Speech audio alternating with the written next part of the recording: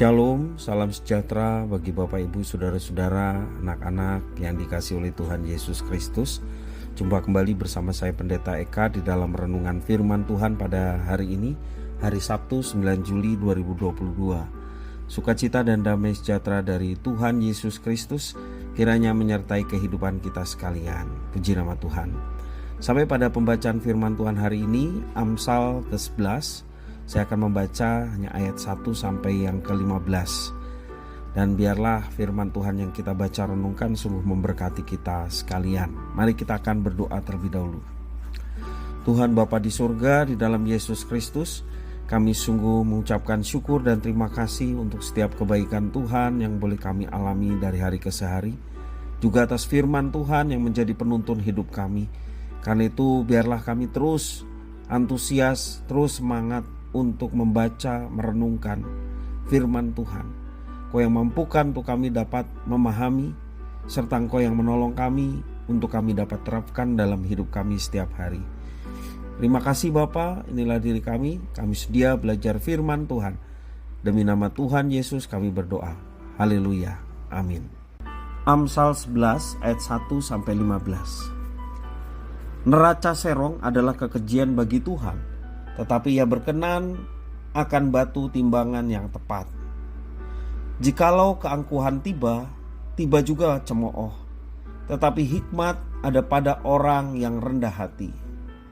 Orang yang jujur dipimpin oleh ketulusannya, tetapi pengkhianat dirusak oleh kecurangannya. Pada hari kemurkaan harta tidak berguna, tetapi kebenaran melepaskan orang dari maut.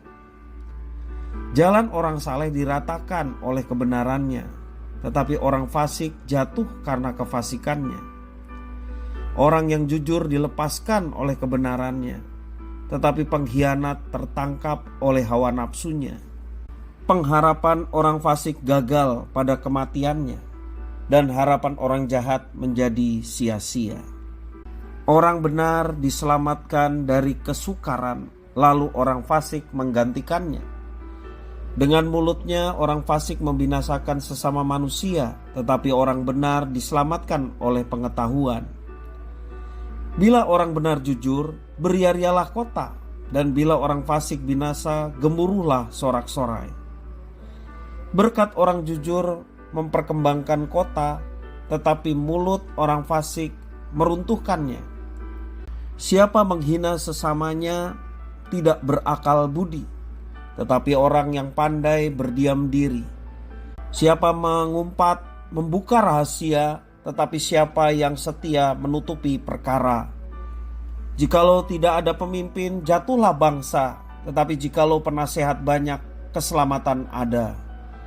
Sangat malanglah orang yang menanggung orang lain, tetapi siapa membenci pertanggungan, amanlah ia. Bapak Ibu, Saudara-saudara yang dikasihi oleh Tuhan, setiap manusia pasti rindu bisa menyenangkan orang yang dikasihinya. Sedemikian kuat kerinduan itu sampai kita rela meluangkan waktu demi mempelajari apa yang menjadi bahasa kasih dari orang yang kita kasihi. Pernahkah kita mencoba mencari tahu hal apakah yang diperkenan oleh Tuhan? Apa yang kira-kira menjadi bahasa kasihnya? Penulis Amsal mengawali perikopnya dengan pernyataan bahwa Tuhan berkenan kepada batu timbangan yang tepat. Bagaimana kita bisa memiliki kehidupan yang benar? Ada beberapa kriteria yang diberikan, antara lain hidup yang berkenan adalah rendah hati, ada ketulusan, dan juga ada kebenaran. Penting sekali bagi pembaca untuk memahami bahwa kita butuh mendengar banyak nasihat. Pengajaran hikmat dan kebenaran tidak boleh didasarkan atas harta yang akan lenyap pada hari kemurkaan, ataupun pada pengharapan duniawi yang akan lenyap pada hari kematian, di dalam ayat 4 dan yang ke-7. Dasar hikmat dan kebenaran yang sejati haruslah apa yang diperkenan oleh Tuhan. Itu yang menjadi dasar dari hikmat kita, dari kebenaran yang kita mau laksanakan. Apa yang Tuhan perkenan, itulah yang kita mau cari. Dan segala sesuatu yang kita kerjakan, kita pikirkan, kita uji dengan standar itu. Inilah hikmat yang sejati. Hikmat yang sejati akan menghindarkan kita dari keangkuhan yang mendatangkan cemooh.